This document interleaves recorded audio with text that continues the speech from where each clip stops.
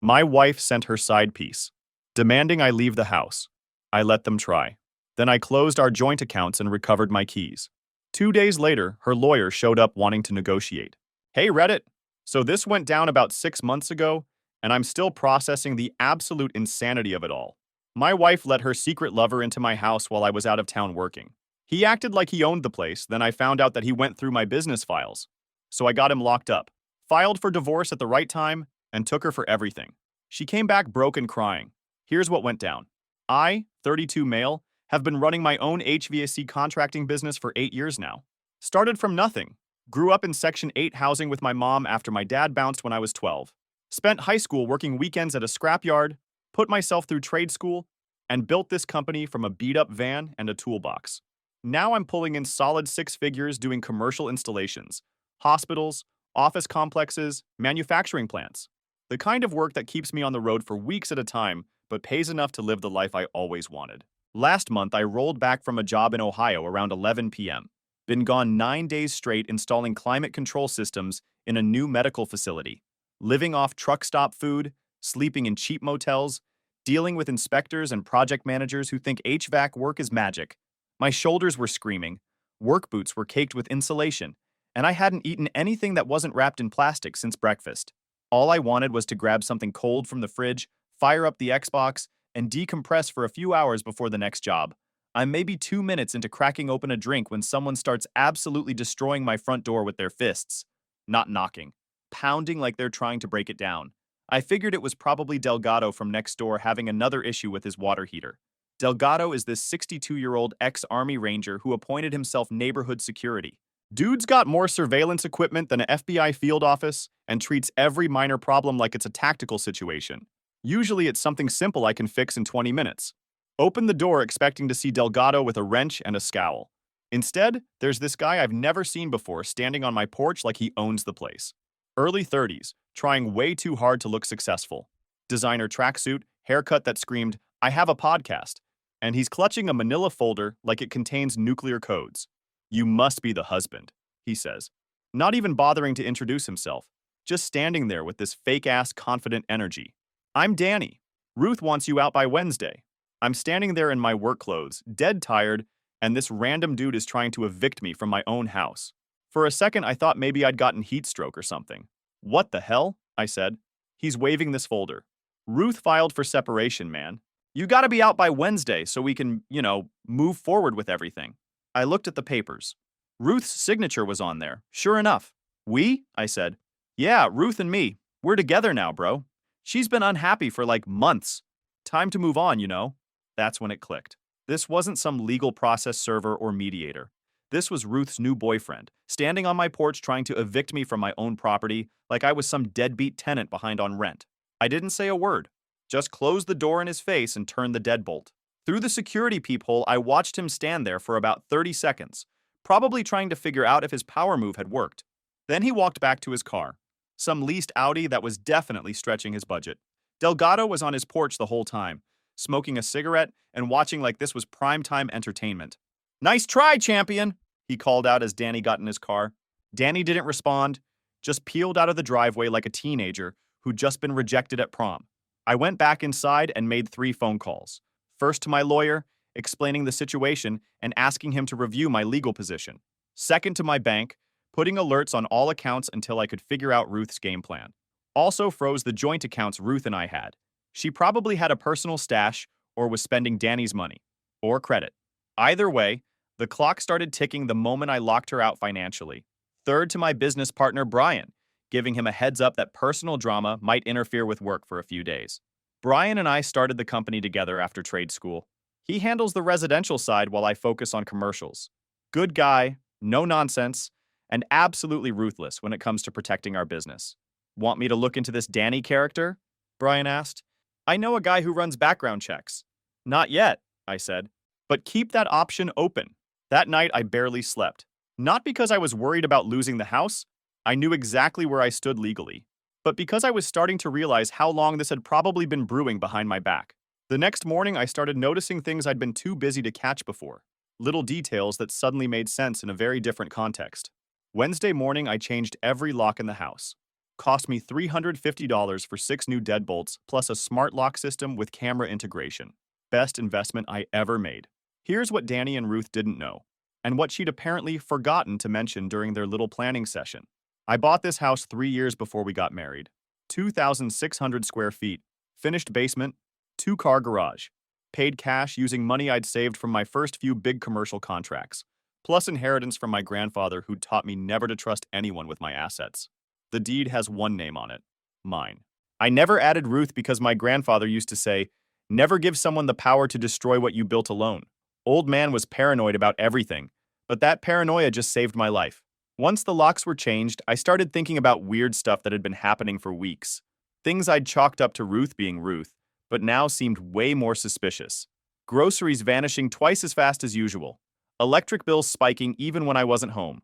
Streaming services showing content I'd never watched. Extra dishes in the dishwasher. The expensive coffee I bought for special occasions always being empty. I'd been noticing this stuff for over a month but didn't connect the dots. When you're working 70-hour weeks and traveling constantly, you don't have time to analyze household patterns. Then I remembered Danny's exact words. We can start the transition process. Like he'd been part of the situation for a while already. That's when I went detective mode. Started with social media. Ruth's Instagram was mostly the same performative stuff. Yoga poses, expensive brunch photos, motivational quotes about leveling up and cutting toxic people. But there were new faces in her stories now. Group shots at restaurants I'd never been to, people I didn't recognize. And a lot more activity during times when I was supposedly the only one home. Then I found Danny's TikTok account. Holy hell. This clown had been running a full content creation operation out of my house for over a month. Not just casual videos, professional setups with ring lights and multiple camera angles. Him cooking elaborate meals in my kitchen with my appliances. Working out in my basement gym with my equipment. Sitting in my home office using my custom-built desk as a backdrop for entrepreneur mindset content. One video showed him making some elaborate coffee drink with my $300 espresso machine talking about morning routines that separate winners from losers. Another was him grilling premium steaks on my back deck, explaining how to live like you've already made it. The comments were full of people asking how he afforded such a nice lifestyle. He never corrected them, just let everyone assume it was all his. The worst one was filmed in my office. He's sitting in my ergonomic chair, feet up on my desk, talking about the millionaire mindset, while my business certifications and awards hung on the wall behind him. You don't fake it till you make it, he said in that video. You build it, piece by piece, until it becomes your reality. Yeah, I built it. With actual pieces. Ductwork and compressors, and 12-hour days and crawl spaces that would make this guy cry. I started screenshotting everything. Every video, every comment, every caption. The timestamps showed he'd been doing this for at least 6 weeks, always when I was out of town on jobs. Then I checked my gym membership. 24-hour fitness lets you add family members, so I'd added Ruth when we got married. Turns out she'd added Danny as my cousin about 2 months ago. The account history showed he'd been going regularly, bringing different people as guests, racking up charges for personal training sessions and premium services. The staff notes showed he'd been telling people he was a successful entrepreneur and hosting business networking sessions in the juice bar. I called the gym and canceled his access immediately. Then I changed all the passwords on every streaming service. Then I started digging through credit card statements to see what other surprises were waiting. That evening, Danny came back for round 2. I was eating dinner when my phone buzzed with a motion alert. Pulled up the security feed and there he was, pacing around my front porch like a caged animal. He started hammering on the door again. Why'd you change the locks? He shouted through the wood. Ruth's not picking up. This is her house too. I walked over but didn't open the door. It's not, I said clearly. We have rights. You can't just lock people out of their own home. You don't even have a key, Danny.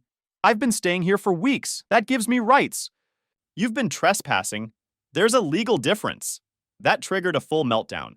He started pacing the porch like a wild animal, screaming about tenant rights and unlawful eviction, and how he was going to sue me for everything. At one point, he actually tried to kick in the door. That's when Delgado stepped out from his house next door. Hey, TikTok, he called out, cigarette hanging from his lip. Yeah, you with the fake-ass teeth. Half the block's watching you lose your shit right now. Danny spun around and tried to look tough. Stay out of this, old man. This ain't your business. Delgado didn't even blink. Kid, I've put holes in people for way less than what you're pulling right now. You might want to think real hard about what you do next. They stared at each other for about 15 seconds. Danny looked back at my locked door, then at Delgado, then back at the door. Finally, he stomped off to his car like a kid who'd just been told he couldn't have candy. I saved all the security footage to cloud storage. Thursday morning, I sent Ruth a text. You have 24 hours to collect your belongings.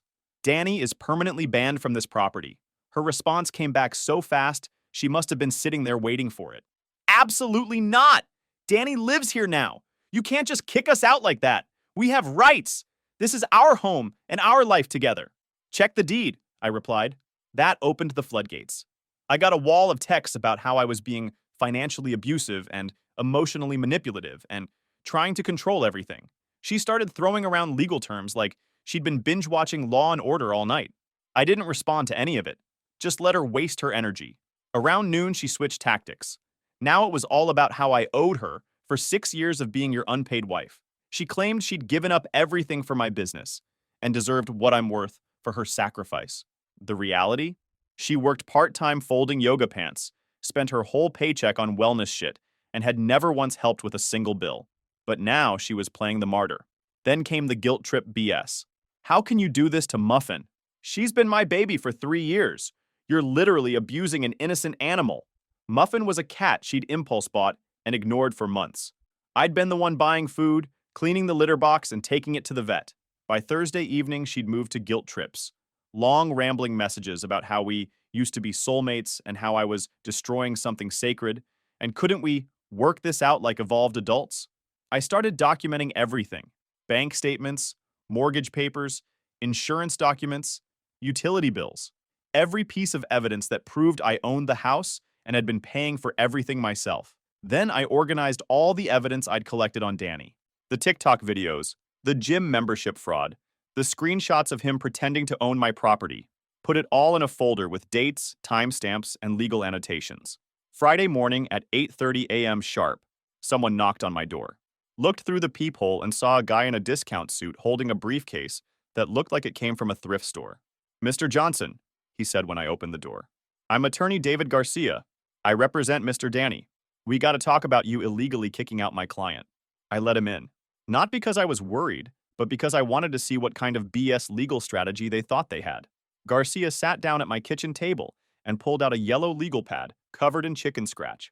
He started throwing around terms like established residency and de facto tenancy and wrongful lockout damages. Your client doesn't have a lease, I said. Doesn't matter. He's been living here for over 60 days. That makes him a tenant under state law, lease or no lease. For free, no rent, no utilities, no paperwork. Financial contribution isn't required for residential rights. I pulled out my phone and played one of Danny's videos. Danny's voice filled the kitchen. Ruth's with me now. This is our place. We live here together. Garcia stopped writing. I played another one. I'm her man now. We're partners in this. You can't just kick us out. Then I slid the evidence folder across the table. Property deed, insurance documents, bank statements, utility bills, security footage of Danny trying to break down my door. Everything organized and ready to go. Garcia went through it slowly. I watched his cocky expression turn to shit as he realized how screwed his client was. Look, my client would be willing to drop any future claims if you just gave him a small relocation fee, he said finally. I stared at him. You want me to pay your client to stop squatting in my house? It's just a standard way to resolve these types of situations. Here's what's going to happen. Danny can grab whatever garbage he left behind. From the street. He steps foot on my property again. I'm pressing charges. You want to take this to court? Go ahead. Just bring better evidence next time. Garcia packed up his papers without another word. As he walked to his car, Delgado called out from next door. Hey, counselor! Tell your client that next time he wants to play house, maybe pick someone who doesn't know how to read a mortgage contract. Garcia didn't even look back. I boxed up all of Danny's stuff. Energy drinks, cheap cologne, self-help books with titles like Alpha Mindset and Millionaire Habits. Put it all on the curb with a note. Closest you'll ever get to owning property. You're welcome. That weekend, I gave Ruth one final chance to collect her things. Text first, come alone, no drama. She violated all 3 conditions.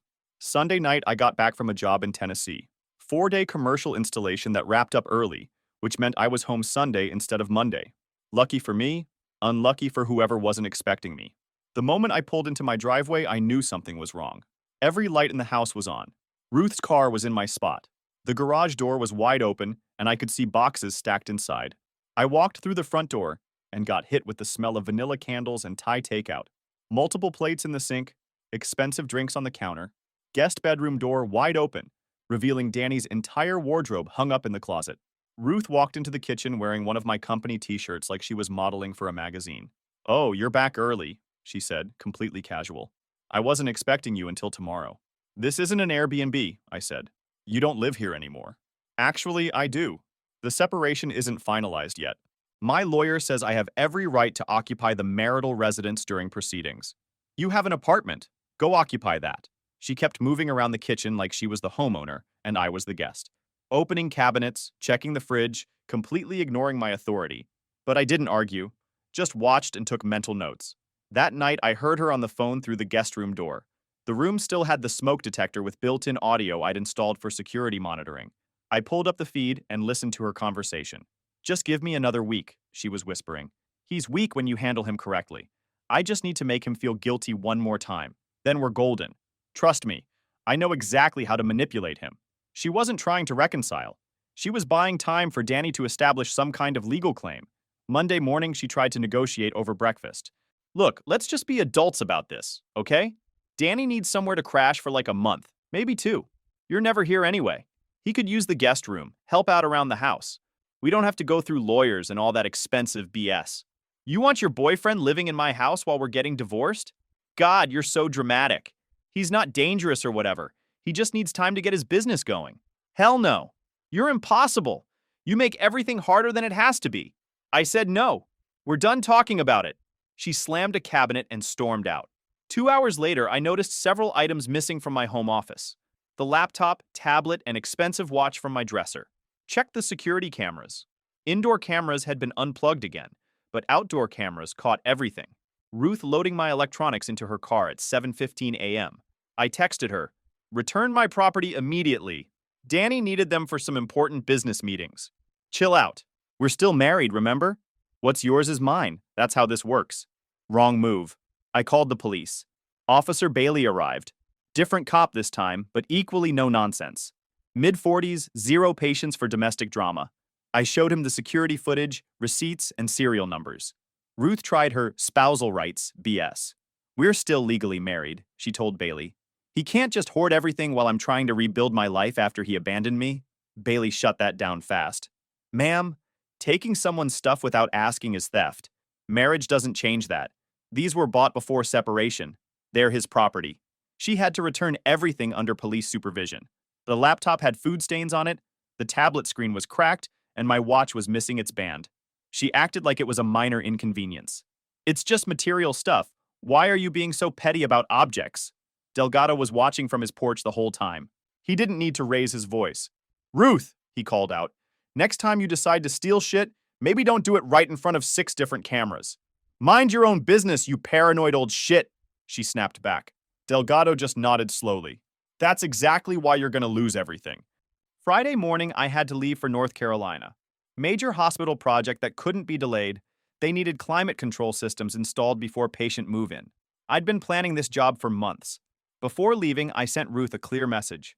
"Do not bring Danny to this house. Do not test me again." She left me on red.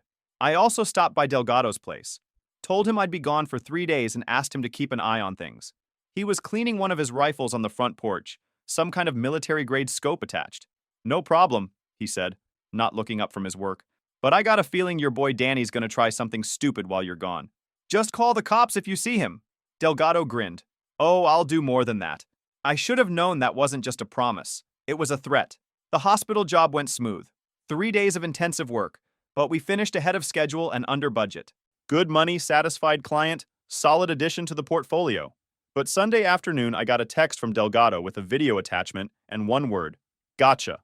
I opened it, and my blood pressure spiked immediately. Danny's car in my driveway. Then another video of him and 2 other guys unloading furniture from a moving truck. Then footage of Ruth letting them in through my front door with a key. I called Delgado immediately. "How long has this been going on?" I asked. "Since Friday night, full-scale moving operation. Had a whole truck, professional movers, the works. Did you call the police?" "Wanted to let them dig their hole deeper first." "You heading back tonight?" "I'm leaving right now." Should be there in about 4 hours. This is gonna be entertaining. I drove back Sunday night with my hands gripping the steering wheel so tight my knuckles went white. 4 hours of Interstate 77, thinking about what I was going to find when I got home. Pulled into my driveway around 8 p.m. The smell hit me before I even opened the door. Cigarettes, drink, and pizza. Definitely not my cigarettes. Definitely not my drink. Inside looked like a college dorm room. Trash everywhere. Furniture rearranged, shoes scattered around that I didn't recognize. And in the guest room, Danny's entire life. Clothes, electronics, supplements, even a mini fridge plugged in next to the bed.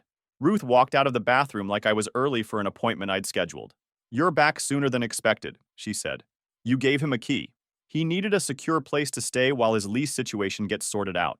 He moved in completely. It's temporary. Stop being so dramatic about everything." Then Danny walked out of my kitchen, wearing my gym clothes, eating a sandwich made with my food, drinking my drink like he'd bought it. "What's good, man?" he said, acting like we were roommates. "We thought you were staying until Monday." I looked around the living room. Something major was missing. "Where's my TV?" Danny's face went blank for half a second. "What TV?" I pulled up the security app.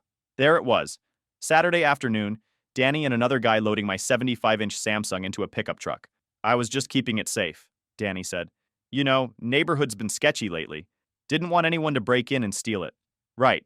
So you stole it first?" No response. I walked to my home office. The computer was there, but everything was messed up. Screen was dirty. Settings were all different. Browser history full of porn sites and crypto scams I'd never visited. That's when I saw the nightmare. My business accounts had been accessed. Customer management software, billing systems, client databases. This piece of shit had used my saved passwords to get into my professional accounts. This wasn't just some asshole crashing at my place anymore. This was corporate espionage. I hit the emergency line for my company's cybersecurity team. Within minutes, I was on a conference call with IT specialists. They were already locking down systems, changing passwords, running security audits. Client data had been compromised. Billing information, job locations, financial records. If any of it leaked, I'd be facing federal charges and lawsuits that would destroy everything I'd built. I walked back to the kitchen. Danny was still there, eating my food, looking confused about why I seemed upset. "You got into my work accounts," I said. "I just needed to check something real quick." "You committed a freaking federal crime." Ruth jumped in. "He was trying to help. He's been more supportive than you ever were." "Ruth," I said. "Shut the hell up. This isn't marriage bullshit anymore. This is federal." Danny shrugged. "Bro, chill. I didn't actually take anything.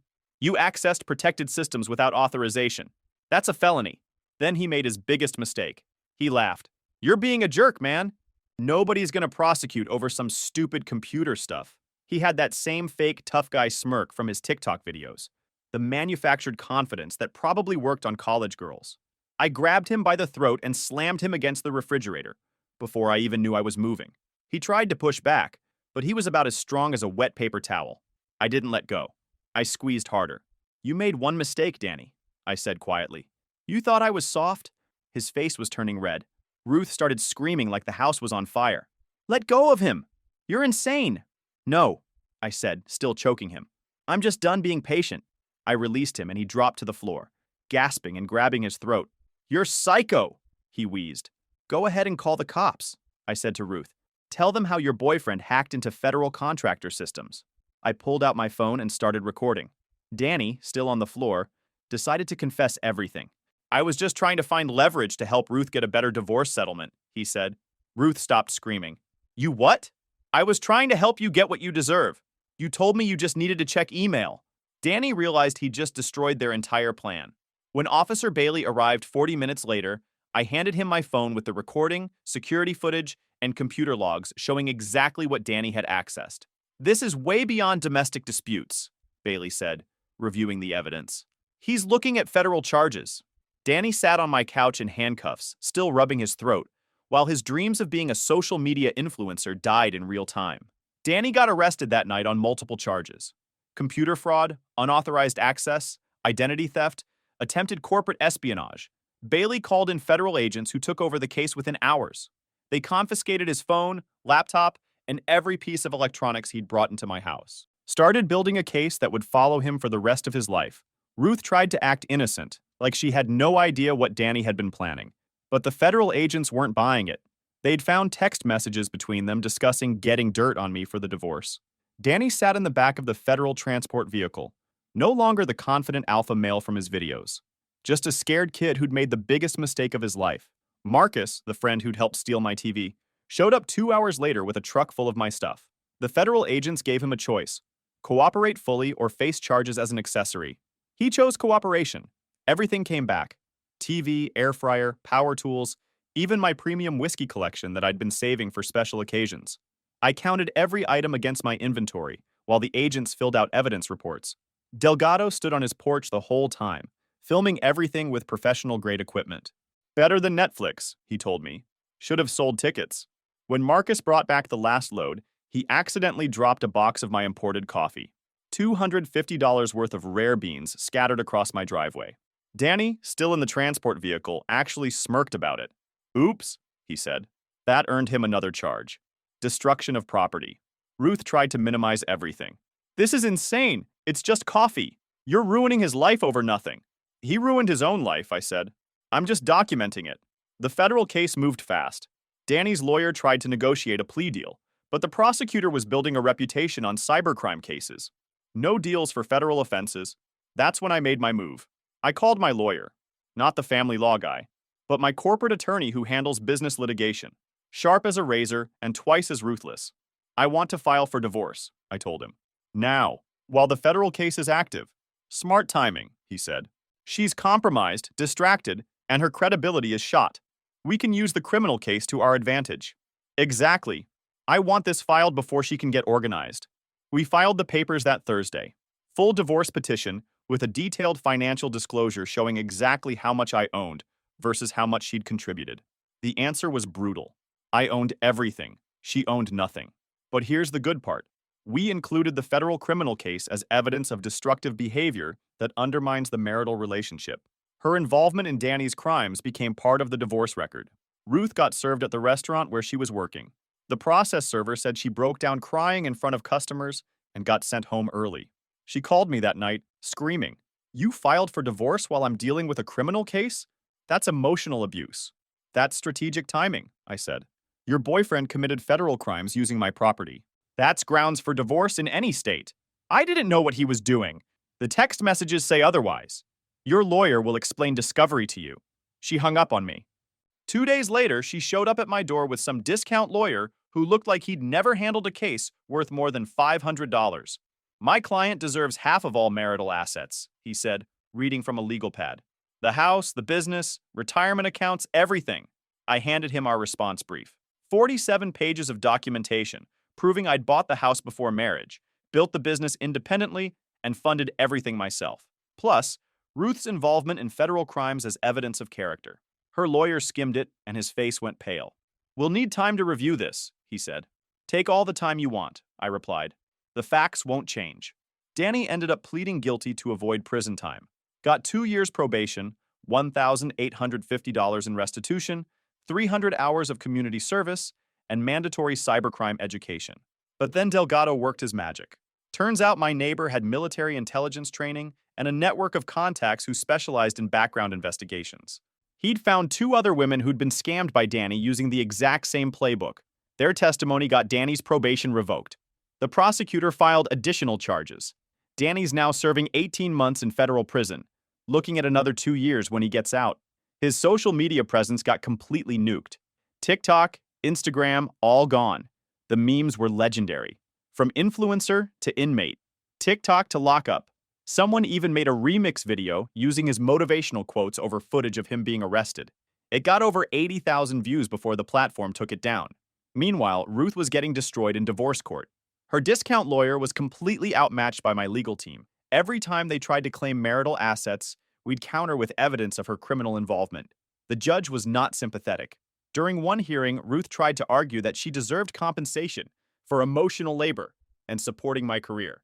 The judge looked at her criminal association paperwork and said, "Ma'am, you supported a federal criminal's attempt to sabotage your husband's business. That's not grounds for compensation." Ruth walked away with exactly what she'd brought to the marriage. Nothing. No house, no business stake, no alimony, no assets. Just her personal belongings and whatever was left of her dignity. The whole process took 6 weeks. My lawyer called it the most efficient divorce he'd ever handled. When you file at the right time with the right evidence, he said, it's not even a fight. It's just documentation.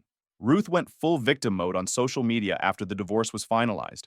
Long posts about financial abuse and how I'd weaponized the legal system to destroy her happiness. Nobody was buying it.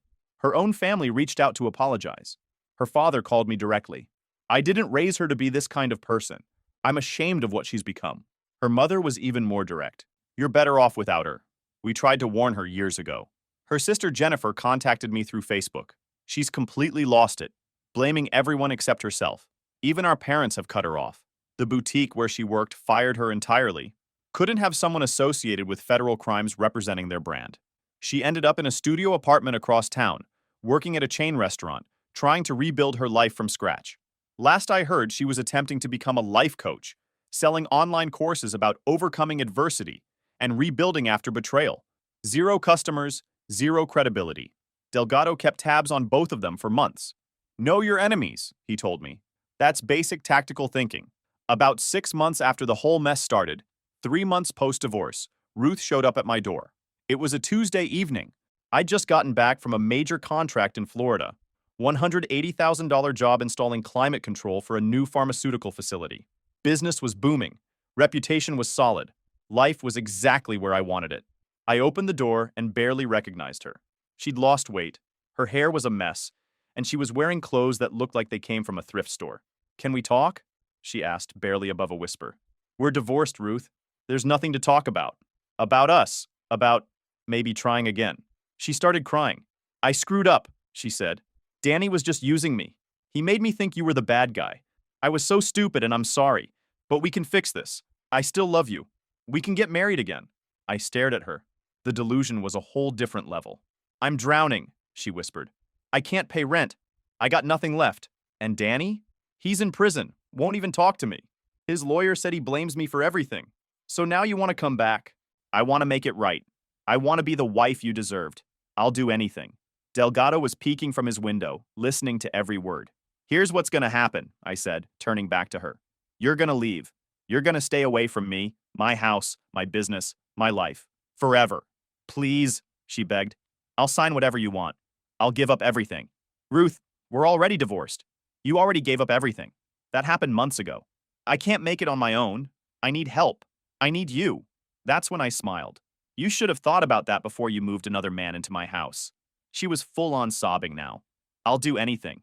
I'll be your maid, your whatever, just please don't leave me like this. I started closing the door. Your time's up. Step back. Please, I'm desperate. I have nowhere else to go. That's not my problem anymore. That's why I divorced your ass. Then she started screaming. All 7 stages of grief happening within 2 minutes. Screw you! You destroyed my life! Everything is because of you. Nothing would have happened if you cared about me. Are you done? She didn't like that. Started muttering curses, sobbing and snotting all at the same time. I watched her sit in her beat-up car for 10 minutes, crying. Then she drove away. And that was the last time I saw her.